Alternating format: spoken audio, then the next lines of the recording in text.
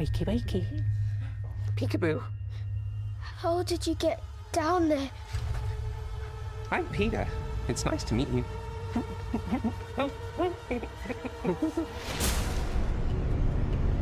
When Timmy went missing, what do you remember? He's close to Neverland, and he must act now to take the children with him. It's time to collect. Oi, freak! You gonna pay for that?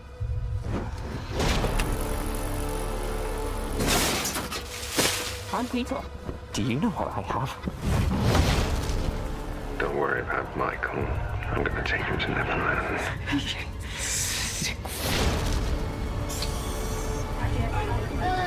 So if you need a hand...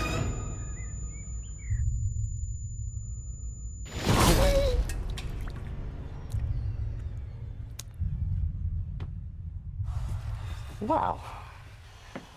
Who wants to come to Neverland with me?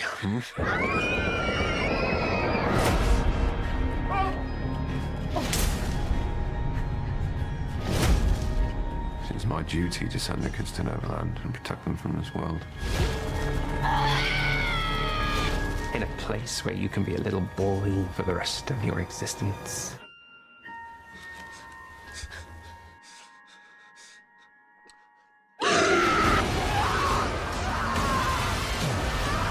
Get her to me!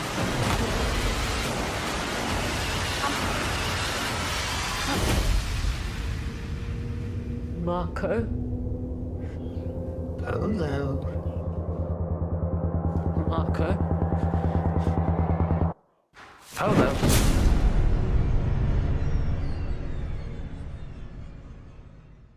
I am here with Kit Green, who is playing a very, very different interpretation of Tinkerbell and Neverland Nightmare coming up. How are you doing today? I'm doing good today, thank you. It's lovely to see you. Yeah, but you've been trying to get this interview done for a while. My schedule's been wacky, but thank you for making time for me today. Oh, my pleasure. I love talking about this film. So because it's such an interesting project. So yeah, it's lovely to talk about.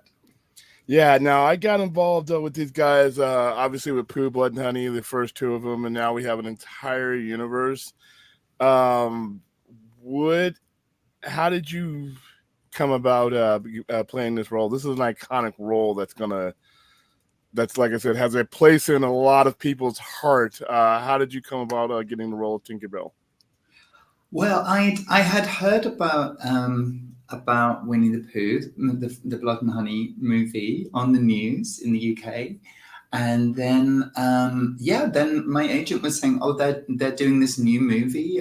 Would you be interested?" And then I chatted with Scott, and Scott had lots of ideas about this character, and it sort of unfolded from there. So yeah, it's been a lovely evolution.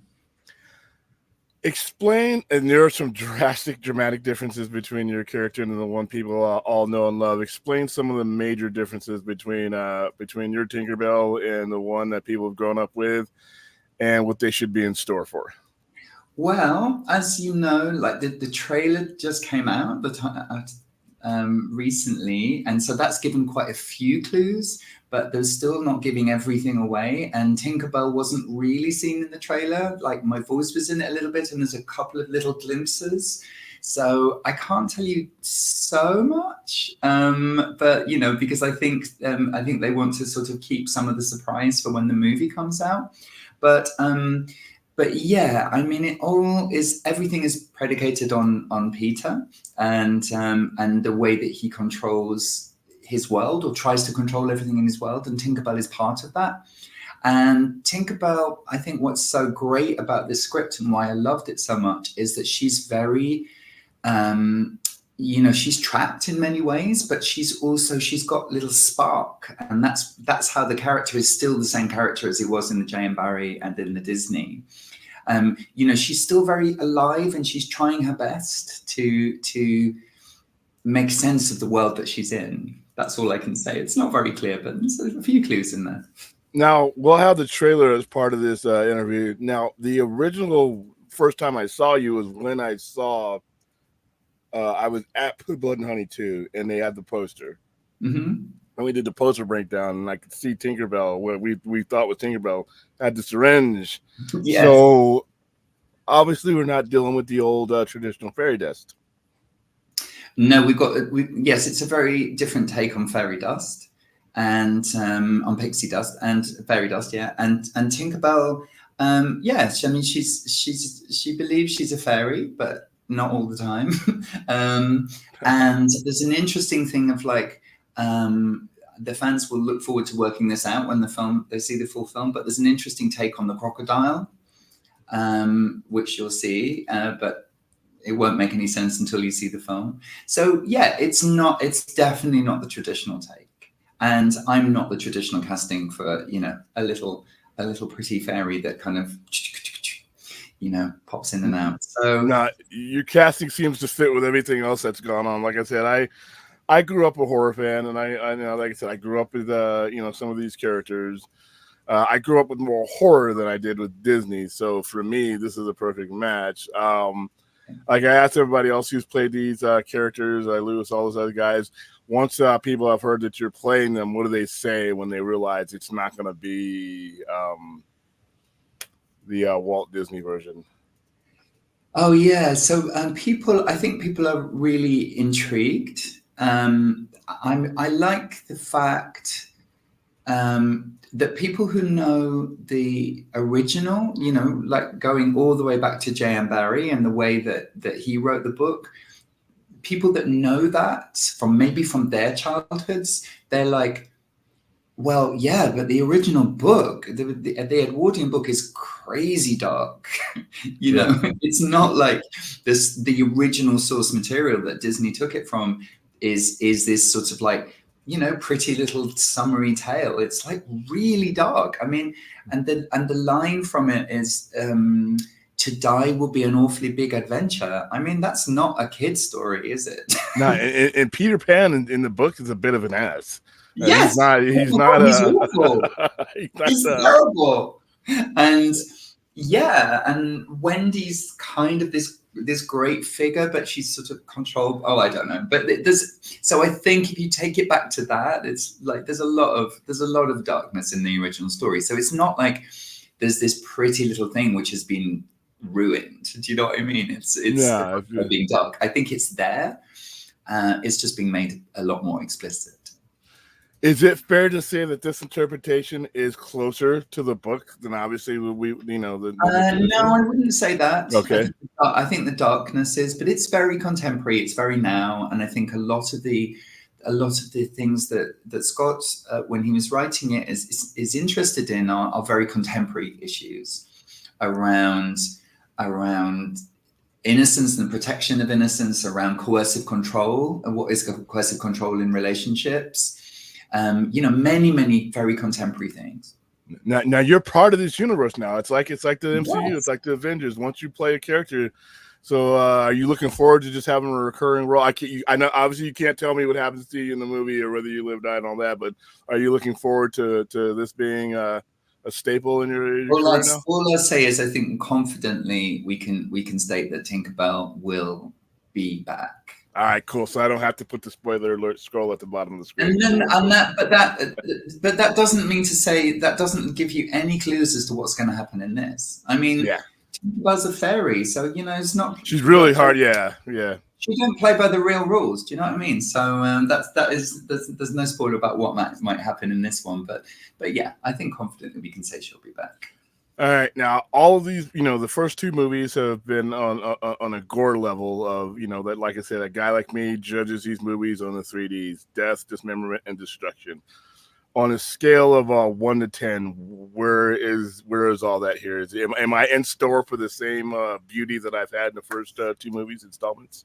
I can answer that with a personal anecdote that I finished my scenes on this film. I was in for a few weeks, and I finished my last scene, and I had spent a long time cleaning up afterwards. Let's just say that.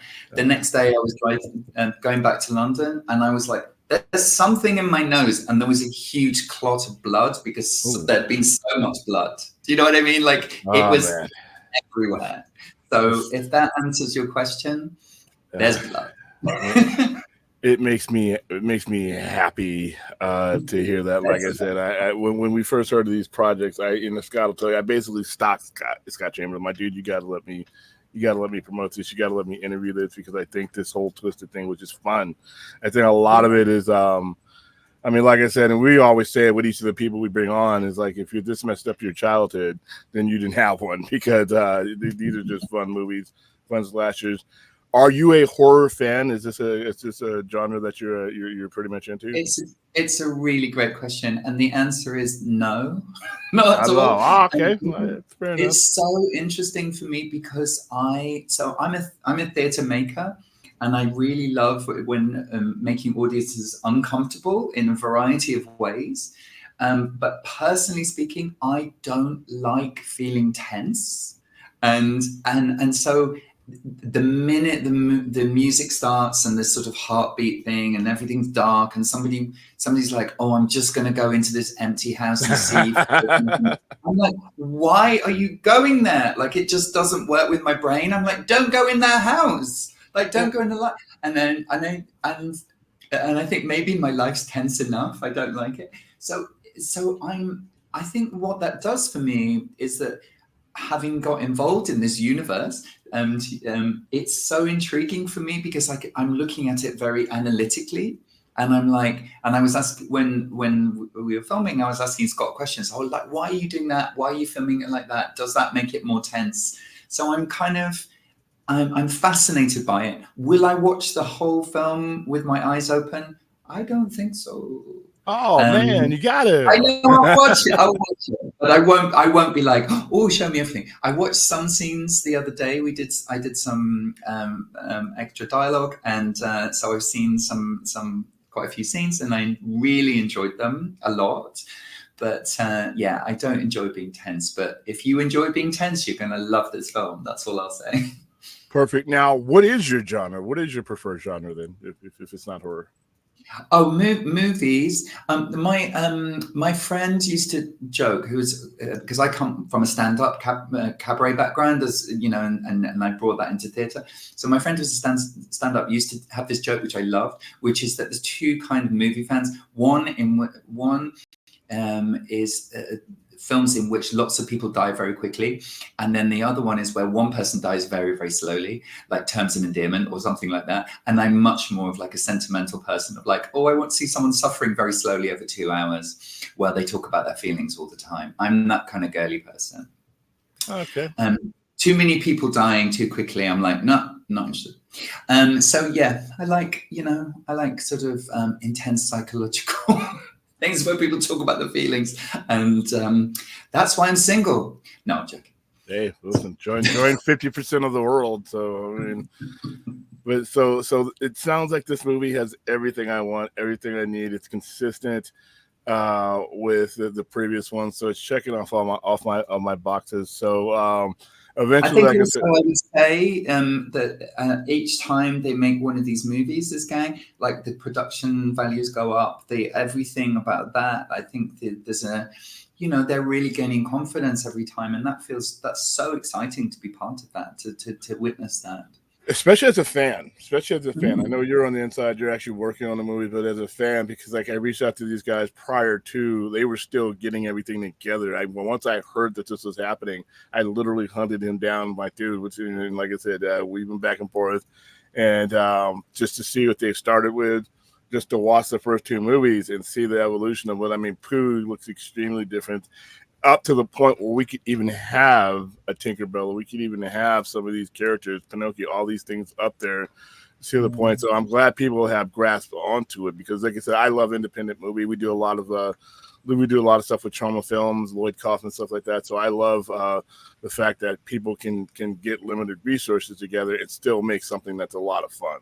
So how much, I know you with the blood and everything, but how much did you have a lot of fun shooting this? I mean, was it the atmosphere? Oh yeah, it's like I said, it's a new world for me, this kind of genre, and I was so fascinated, like, with the prosthetics. I was asking so many questions about the prosthetics. How are they made? What, how is it all put together?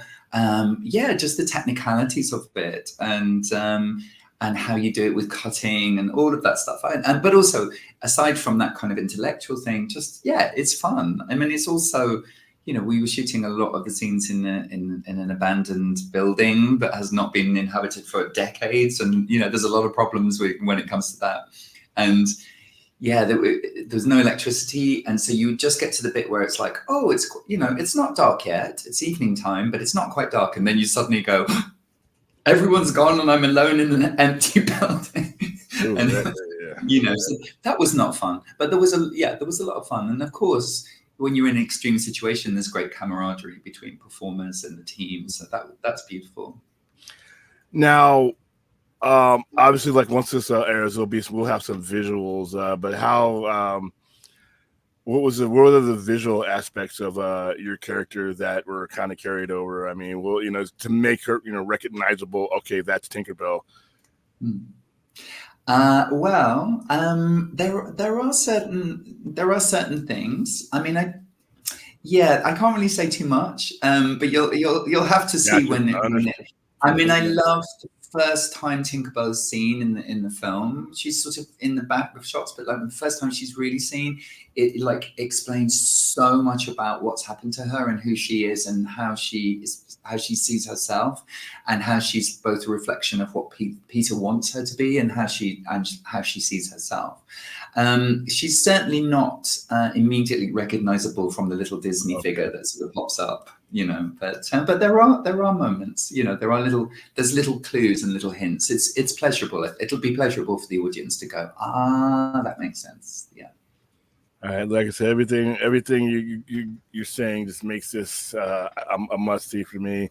Like I said, I implore anybody just to like I said, to go see these things as they're being made. They don't do a lot of movies like this. There's a lot of indie stuff being made, and I see a lot of it, but there's not a lot of indie horror like this. This is kind of unique in its way, and I know they've made a lot of movies, but since Pooh, Blood, and Honey, there just seems to be a big difference in a lot of it, and I'm like I said, I'm happy to see it. If I'll have all Kit's information in the description, IMDb, everything you guys would want to know. If I can add the trailer to it without getting copyright stricken, I'm going to add all that to it. So, Kit Green, thank you for being here. Thanks for finally linking up with my wacky schedule, and I'm looking forward to you and your syringe and all the magic that is the Poohverse / Twisted Childhood universe. But I wish you all the luck in the world and in this new phase of your acting career. Thank you so much. It's a real pleasure, and nice to talk about the movie and to chat about horror in general. Love it. Awesome.